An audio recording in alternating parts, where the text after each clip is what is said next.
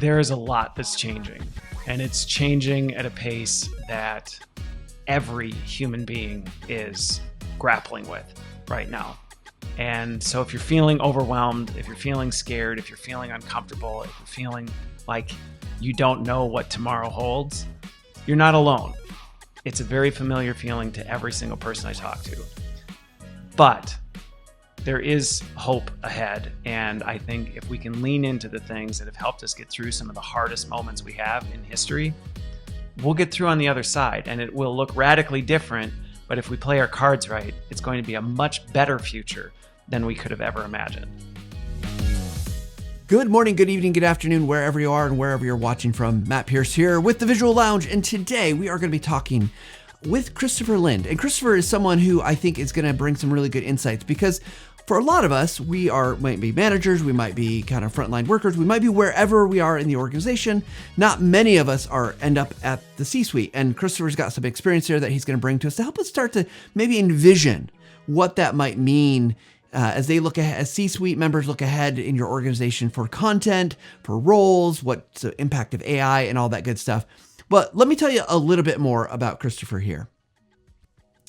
I am actually just thrilled to welcome Christopher Lind. He is the Executive Advisor of Business Transformation at Christopher Lind Co. He's a seasoned executive with impressive background, including his role as the former Chief Learning Officer at ChenMed. He's not only a LinkedIn top voice, but he's also an esteemed industry analyst and advisor, sharing his insights to help organizations thrive in the future of work. As the host and author of Future Focus, Christopher is passionate about exploring the intersection of learning, technology, and business transformation. But beyond his professional accolades, he's a devoted husband and the proud father of 8, which means he is never alone and he is always busy. But Christopher brings a wealth of knowledge, experience, and heart to every conversation. We're excited to dive into today's episode with him. So please help me welcome Christopher Lind to the Visual Lounge. Christopher, welcome. Hey, Matt. I am looking forward to it, and this will be fun. I'm looking forward to this too. You're someone that I've watched from on LinkedIn and other places. I know you've done a lot of live podcasting yourself, so it's always good to talk to someone who has got that experience. And obviously, you've got a reach into the industry of learning development that's been pretty impressive. Well, thank you. I appreciate that, and it's always fun to have these conversations with other creators. There's just something about creating with other creators that I enjoy. Absolutely. Where I want to start is we ask always a question like, what's a tip you want to give the audience that would help them maybe use images or videos better in whatever work they might be doing? So what's one tip for us to start? Yeah, I guess if we're going to go on that one of the things historically over the years that I've always, even myself, battled with, but that when I've worked with my design team, I'm always asking is, what value or purpose are we trying to drive with this? Because there can be this temptation or this, generic language of, well, you got to make it more engaging, which to me is a really kind of crappy baseline. So rather than just going with that, it's like, what emotion are we trying to invoke, or what purpose are we trying to drive with this? And if we can answer that question, then great. If we can't, we'll either spend more time thinking about the question or let's nix it. That's what I would say. Well, I love that, because oftentimes I'm probably guilty of saying, talking about with video. Hey, you need engaging video, but what does that mean? And I love that you're tying it to an emotion, because, and let me ask you this, I guess, is learning from your perspective does it have an emotional component that you should tie into? If you're not tying emotions into it, I would say you're missing something. Now, I don't think learning in and of itself is just emotions. But I have a thing that I've always worked with my teams on, where I've always said, we need to think about, what do we want people to know? What do we want them to do? But as equal important to those two things is, how do we want them to feel as a result of this? Because emotions play a huge role in everything. And really, when you think about memory is just your body remembering back the emotions you experience. And so if it's absent of emotion, you're not going to retain it. So really, to have that sticky factor, emotions are critical, and you have to be intentional of thinking about that. Yeah, I love that, and I'm gonna start using that more often. So I appreciate that insight. Well, for today's conversation, I wanna go start high level, and we'll obviously dig into some topics. But I think you might be the first official CLO or Chief Learning Officer that I've ever had on the show. I've had lots of instructional designers, lots of training Cool. managers, lots of people in the, people in HR space. But I'm curious, for those who might be thinking, well, what the heck is a CLO? What does that high level? What does that entail? And give us a kind of perspective of what that job entailed for you.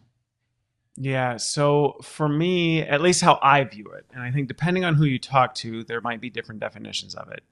But for me, I always say learning is a side effect of the work I have always done, which is business transformation work. And so when I think about a role as a CLO, my role when I'm in that position is always to be the person who's understanding the problem we're trying to solve, but then taking into consideration what things should we be thinking about as it relates to bringing people along for the ride, and how are we representing that. And so I tend to find myself as that voice at the table where the rest of the C-suite's going, we need to do this, or we want to accomplish this.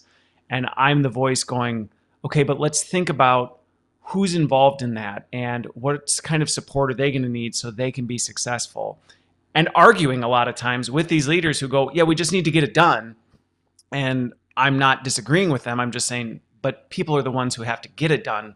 So how are we going to account for them? And really fighting to keep people at the center of things is the best way I can describe what I have found myself doing at the table as a CLO. Yeah, I think we hear and if you're in the learning and development industry, you often hear about the battle to get the seat at the table. And I think there's some questions about that, right? Because the immediate ability to measure something, or like you said, we need to get things done, and L&D or training or learning becomes a barrier to completion because, I say barrier. To what you just said, I think is really important to note. Right? We very often are a barrier. I will be the first to say that oftentimes learning is a barrier because we get focused on the wrong things. Yeah. So from your perspective, if I'm not a CLO in my organization, what should I be doing to either help my CLO if I've got one, or two, doing to build that seat at the table so that I can show value for the things that we bring and do? Yeah. So we'll take it both ways. If you have a CLO at the table, one of the things that is most valuable is as quickly and concisely as you can, explain the implications, be able to articulate the implications of what they're trying to push forward in terms they can break down. Now, I have the advantage that I've grown up in the space, so I've been in every role, which helps because I know some of the implications of even things like how long does it actually take to create a video and what are the different components.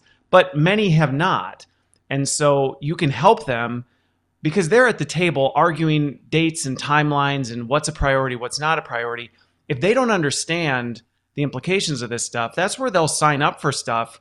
And yeah, then it rolls down to the rest of the team as like, well, how are we supposed to do this? So if you can help them understand the implications of things, that's super helpful. If you don't have a CLO that's acting as that barrier between your function and the business leaders, then your goal should really be to say, I need to deeply understand the problem we're trying to solve, and not to be obnoxious, not to slow things down, but so that I can ask the right questions so that I can be creative on the design side and not get hung up on bells and whistles that are just going to annoy, quite frankly, the business leaders who go, oh, why do I care about this? I didn't ask for this. I said I want this. Yeah, they want to see the outcome, and you have to be able to deliver that. But to be able to deliver it, you have to understand all those problems. So one thing I think is probably on most people's mind, if you're looking at learning development, you're probably even looking at marketing, you're looking across a variety of organizations, that because we can be a barrier in learning development, there's probably a lot of people out there saying like, can I just automate some of this? Can AI do this for us so we don't have to spend costs on people to do this? We don't have to spend time on it. We don't have to can it just do this for us? And I'm curious, obviously it sounds like as a CLO, you're very focused on people, which is amazing, but not everyone's so fortunate to have someone like that. So what's the reality here particularly from that C-suite, what's the vibe in the room if we got to be in there? So I will say right now, back in 2019, 2018, I was having candid conversations with my design teams that if we don't adapt, I already know algorithms that can design better content than you can. And I didn't mean that as a knock on them. I was just like, this is where the technology is going and its capability. Now, it doesn't mean that, oh no, we're all out of jobs, ring the alarm bells. But if we just keep operating the way we've always been operating, then we will. And those conversations are happening, not just in L&D, but in just about every industry right now. And I think it's a mistake, to be clear, because I'm extremely close with the tech and I know its capabilities and limitations. But there are a lot of senior leaders right now who are going, I don't really understand. And it goes back to understanding. I don't really understand this stuff. It seems to me that this technology can whiz bang this stuff out. What do I need people for? And not that it's necessarily just that careless and cold of a conversation, but those are the thoughts creeping up in the back of people's minds as they're starting to believe these promises that AI agents are as capable as humans. And while I would say they're not, leaders don't know that.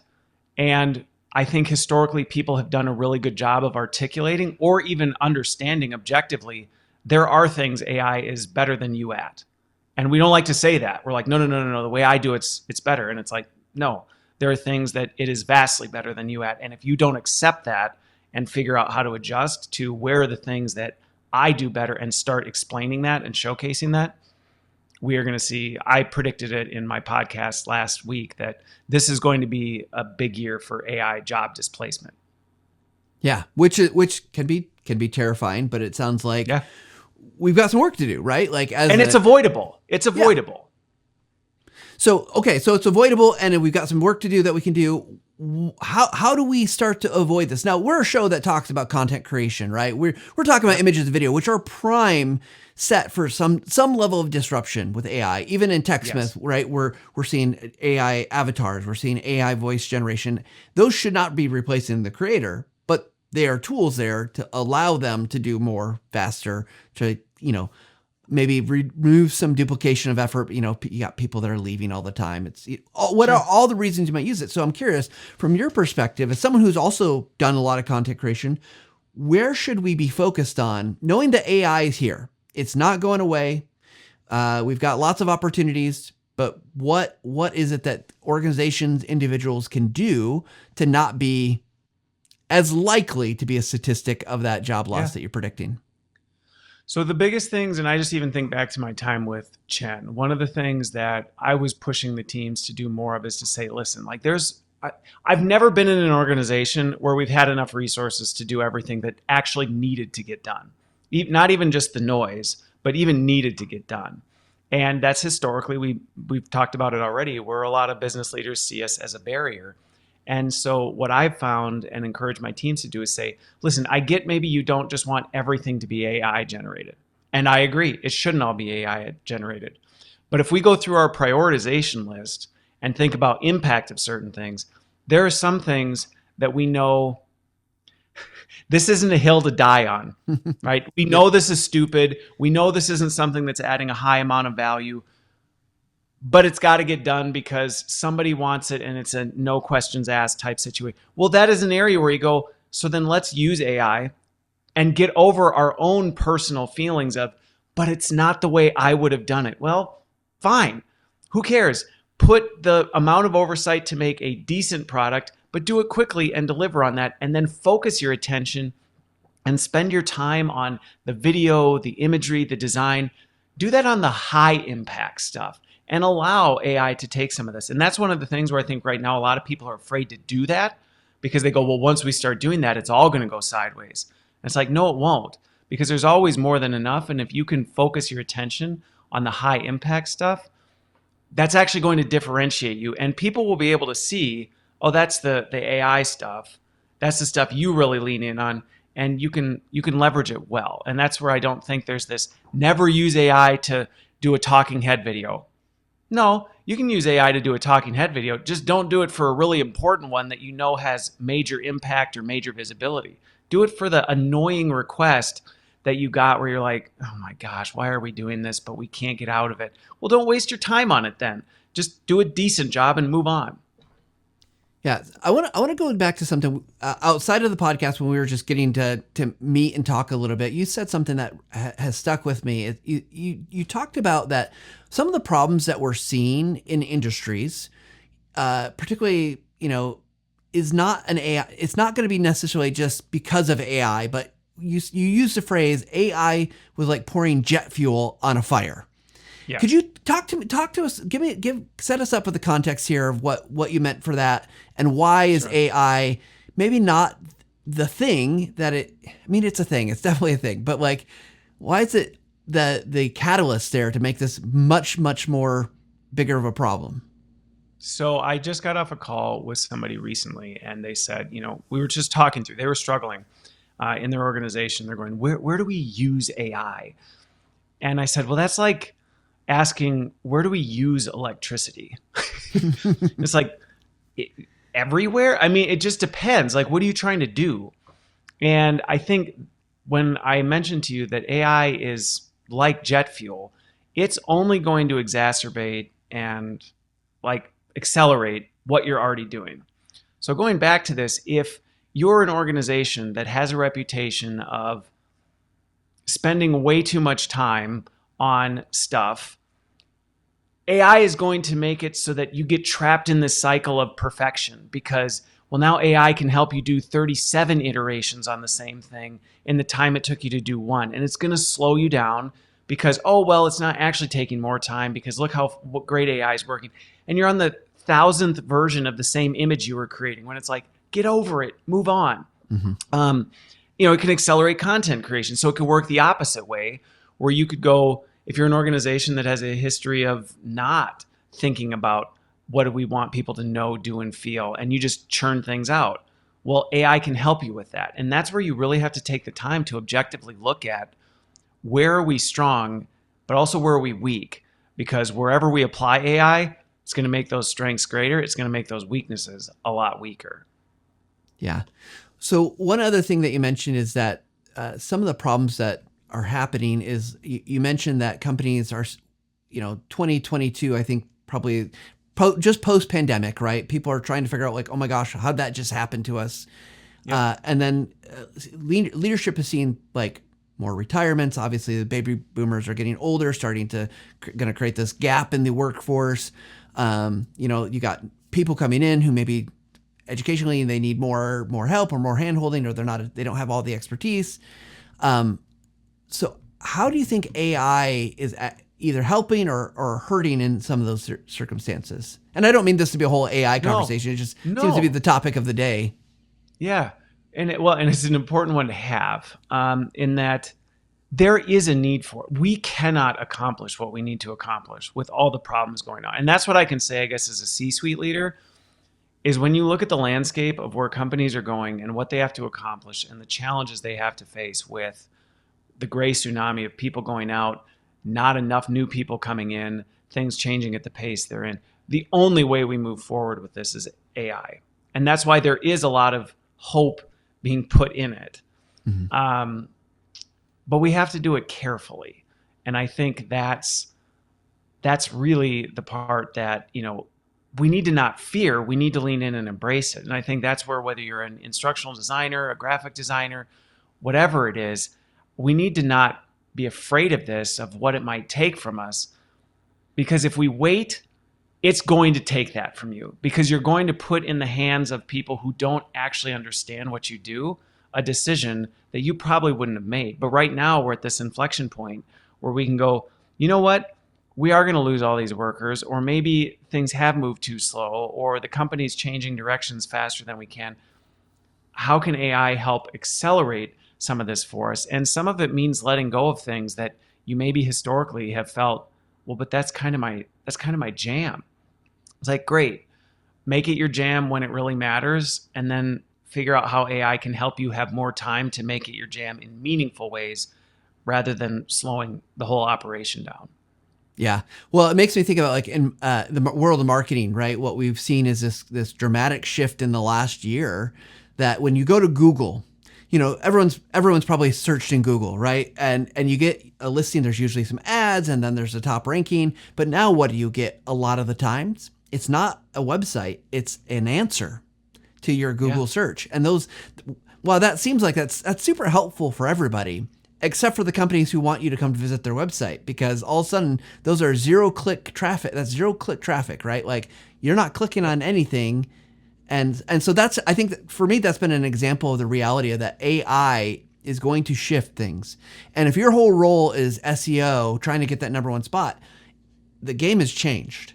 Right. And I know that's not a learning development example, but it's something that's been top of mind, because now SEO, you've got a whole other factor that you have to deal in. It sounds like from a learning development. Well, no. And using the learning one, just real quick. Yeah. That's a perfect example in that if your job has just been, we're the person, we just call and we go, we want a course on this.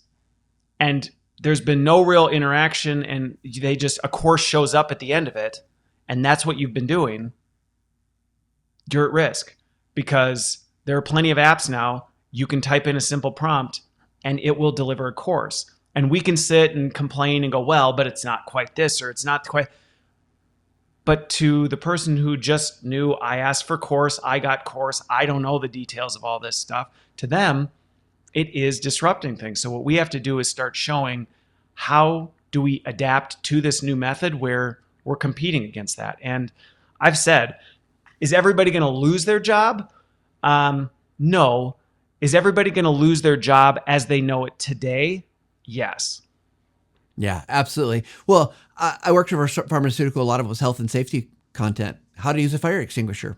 I don't need to write that anymore. Like, that's basic kind of understanding. So, this has been a heavy topic. We're going to get to our speed round questions in just a minute, but I want to ask you, because again, being the first CLO on the show, when you here's a platform, you get to talk to all these instructional designers who are creating content. They're watching this or listening to the show. They're probably making video using images. I'm curious, as a CLO, what advice would you give them about what makes content good, in terms of what you wanted to see from your team, from your staff? What was there something, I wish if we could wave a magic wand and say the courses would have this X, Y, or Z thing, what would that be that you would say, like, man, this what really sets good content apart from content that's okay? Is there anything that stands out to you? So I don't have a universal answer for this, because it almost always was, we have to understand the problem, and the real measure is, did it achieve whatever that was? And sometimes the problem was fast. And so the good answer was, did we deliver on it faster than expected? And if we didn't, I don't care how beautiful it is. I don't care. Like, we failed. Now, in terms of, if you were to just say, when did I go, a course is great? I think what I always was looking at, did it achieve those three things? Did it provide people with the right level of knowledge? Was it not a Franken course that included all sorts of things that were like, well, we're talking about this, so why don't we also tell people about that? Did it get to the point? Mm-hmm. Did it drive action, behavioral action? Did it do more than just go, okay, that was nice? Did it actually ask me to do something? And did it evoke an emotion? And if it did those three things, then it was a good course. Or a good program, or a good, deliverable from my mind. Yeah, I love that, because it's, it's clear to the problem. It changes behavior, attitudes, actions, whatever it might you need to do. And then I love we're tying back to the emotional piece of it that we talked about earlier. That's awesome. All right. Well, Christopher, this has been a fantastic conversation. We're going to have you back. We're going to have to talk about some other stuff, because we dove into the AI today, and I think that is good. I think it's on top of everyone's mind. It's going to be an interesting year to see where we're going to go, but it's going to be a wild year. If we thought the past couple years were crazy, we ain't seen nothing yet. Yeah. Well, I'm excited to watch this journey alongside with you and so many other people. If nothing else, it will be interesting. What was may you be cursed to be live in interesting days, something like that. Yes. So. Yes. Well, Christopher, we're going to jump into our speed round questions. For anyone who's new, speed round questions are meant to be quick, fast questions and answers determined by the roll of the dice. So let's jump into it.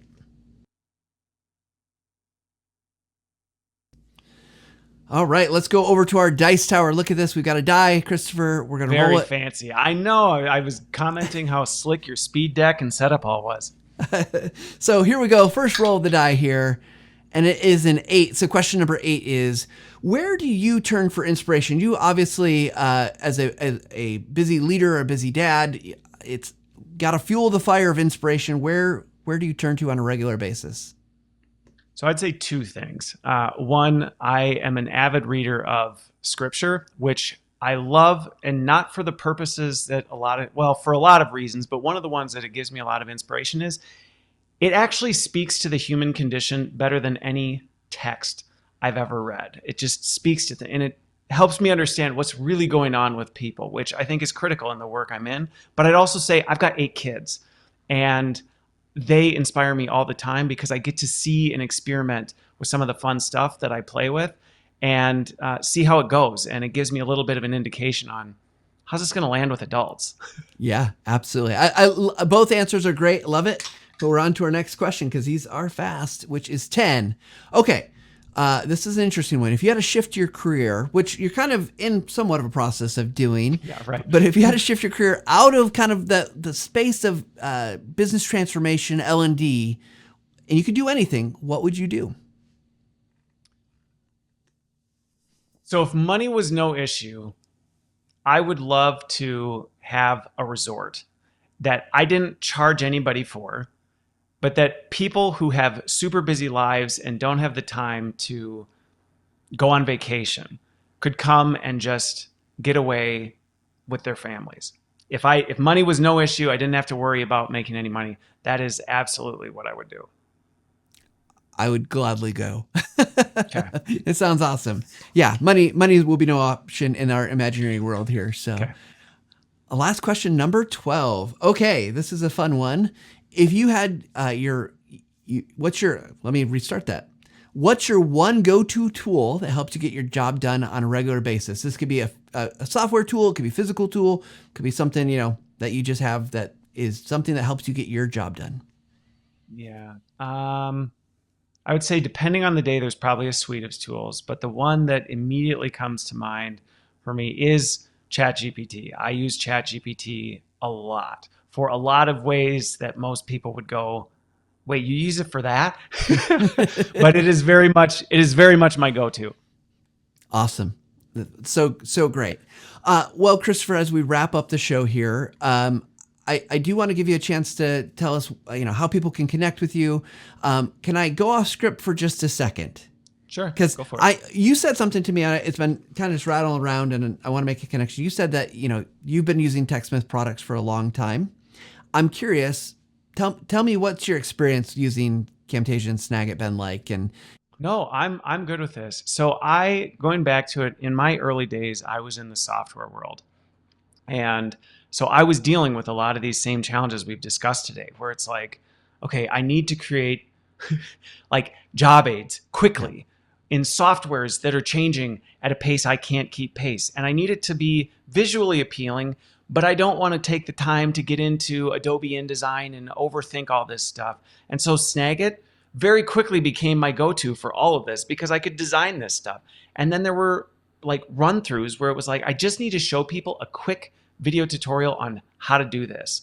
And yes, I could use, Adobe Captivate and do a full-blown robo demo and a simulation, but that just took forever and it wasn't really what we needed. And so that's when Camtasia came in. And so those two products have always been in my bread and butter of portfolio, where when I need to do something quickly with images, Snagit it's running right now, and I use it regularly, where I'm like, I need a screenshot of this and I need to do some quick edits on that. Or I need to quick capture some video that I can repurpose and make it look nice, but I don't need to do a full blown, After Effects and all this other stuff. So it's very much part of my portfolio. Oh, perfect. Well, thank you for sharing that. I think it's helpful for Yeah. others to hear, and we appreciate you being a user for a long time. And I know you've gotten to talk with Wendy Hamilton, our CEO, on your podcast, which is awesome as well. So, all right, Christopher, people want to connect with you. They want to reach out. They want to learn from you or be able to work with you. Where should they go? Sure. So if you follow me on social, I'm primarily on Substack, LinkedIn. or YouTube. That's where, depending on what your style is, if you're more of a reader, Substack; if you're more of a video, YouTube; if you like just being connected with professionals and hearing my random thoughts, that's LinkedIn. But then if people want to know more about the professional side and working with me, my website, christopherlynn.co, is the best way to find out what I'm doing and how I can help. Perfect. Well, yeah, guys, go check out all Christopher's stuff. It'd be great to work with him if you can. And the last thing I'll ask you, Christopher, today is, as we wrap up the show, what is your final take from our episode today? My final take is there is a lot that's changing, and it's changing at a pace that every human being is grappling with right now. And so if you're feeling overwhelmed, if you're feeling scared, if you're feeling uncomfortable, if you're feeling like you don't know what tomorrow holds, you're not alone. It's a very familiar feeling to every single person I talk to. But there is hope ahead. And I think if we can lean into the things that have helped us get through some of the hardest moments we have in history, we'll get through on the other side, and it will look radically different. But if we play our cards right, it's going to be a much better future than we could have ever imagined. I love it. Well, Christopher, thanks again for joining me on the Visual Lounge. Thank you. Yeah, absolutely.